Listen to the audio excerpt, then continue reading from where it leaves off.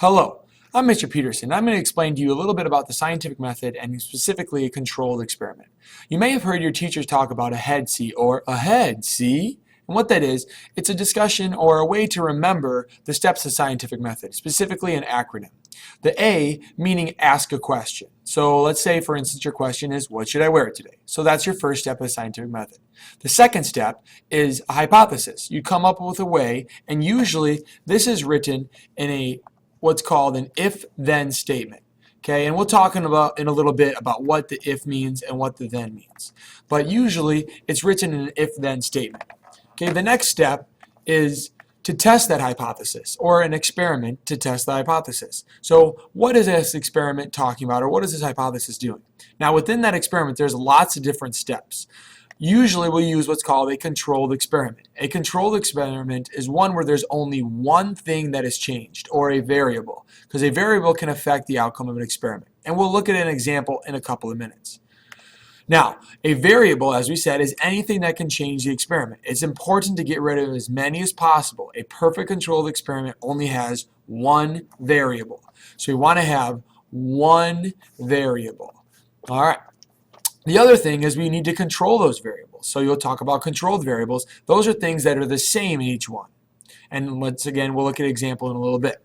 An independent variable are the variables that I change, or the scientists change. And that's the one variable that we're going to start off with that's different. So it's the one thing that is different. Okay?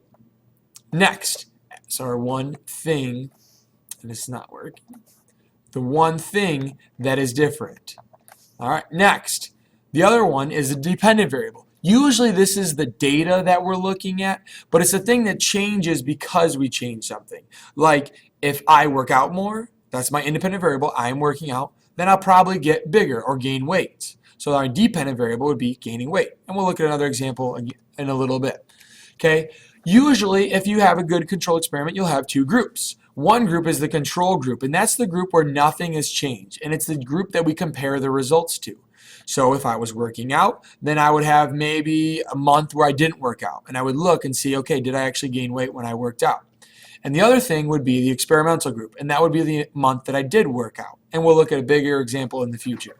Okay, so all of these things have to do with the E part of the scientific method, or the experiment. Okay, so far we have A, ask the question, H, E. Then after that we want to analyze our data, or look at our data and see what is our data actually telling us. Then after that we draw conclusions, so the D, ahead. That's where we draw conclusions, and the most important part about drawing conclusions is we need to relate back to the hypothesis. Relate back to the hypothesis. Okay? Because this is where we say if our hypothesis was proven or disproven, okay, or supported or not supported. Finally, the last step is we communicate results. A big part of science is learning from other people. So we need to let other scientists know what we're doing.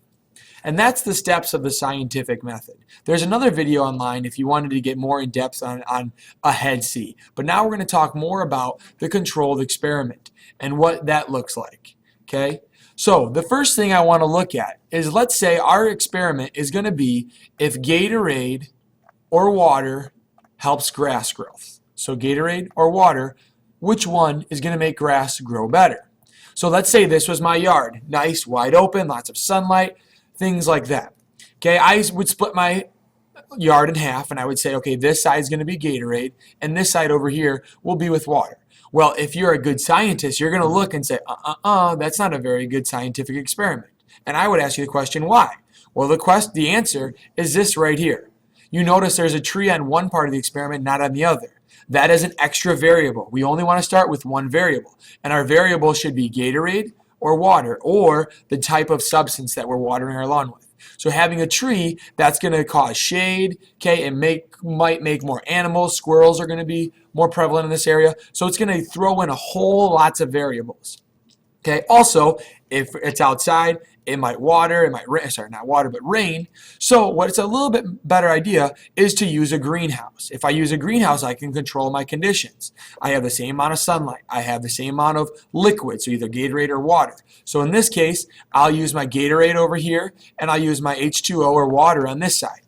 Okay, I would put them right next to each other so they have the same climate. I would have a thermostat in there so they have the same temperature. So this one's going to be 72 degrees, this one's going to be 72 degrees. I would make sure I have the same exact grass amount. I have 100 square feet, okay, and over here, 100 square feet. I would make sure it's exactly the same.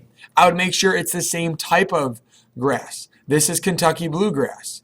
This is Kentucky bluegrass. So then that way it doesn't make a difference. I have had everything exact. I'm controlling all those variables except for the one variable that I want to be different, which is the type of water or type of liquid that I'm using. I would want to use the same amount of liquid. So this one I'm going to do 100 milliliters every hour. This one is going to be 100 milliliters every hour. If I did 1100 milliliters, this side over here could work just because I have more liquid. And that's not good. We want to make sure that the only reason it is changing or growing is because of the Gatorade or water, not the amount. Okay, so this is my independent variable right here, my Gatorade and my water, or the type of liquid. That's my independent variable. My dependent variable is what? You guessed it. My dependent variable would be grass growth, okay, on either side. So if this side dies and this side grows 100 feet tall, then I know that the Gatorade is better. If the water grows 50 feet, the Gatorade grows 50 feet, I could say there's no difference. If the Gatorade grows 30 feet and the water grows 45, I could say that the water makes a bit of a difference. All right. I hope that helps you understand the scientific method, specifically the steps known as ahead, see, and parts of a controlled experiment. If you have questions, do not hesitate but ask your teacher, and thank you for watching.